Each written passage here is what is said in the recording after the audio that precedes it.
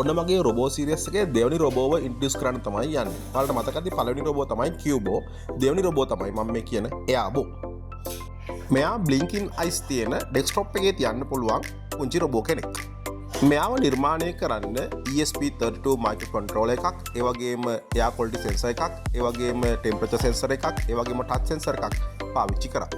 වැදගත්ම දේ තමයි අපේ අවට කම්ෆර්ටබල් සෝන් එක තියෙනවද කියලා අපිට මෙයාගේ ඔළුව අත ගාපු ගමන් බලන්න පුළුවන්කම තියෙනවා. එයා අපිට අදාළ මෙෂර්මන්ට්ස් ටික, එයා ක්වොලිටි එක, ටෙම්පරේචර් එක, හියුමිඩිටි එක මේ වගේ අපේ අවට තියෙන කම්ෆර්ටබල් එක කොහොමද කියන එක මෙෂර් කරලා පෙන්නනවා.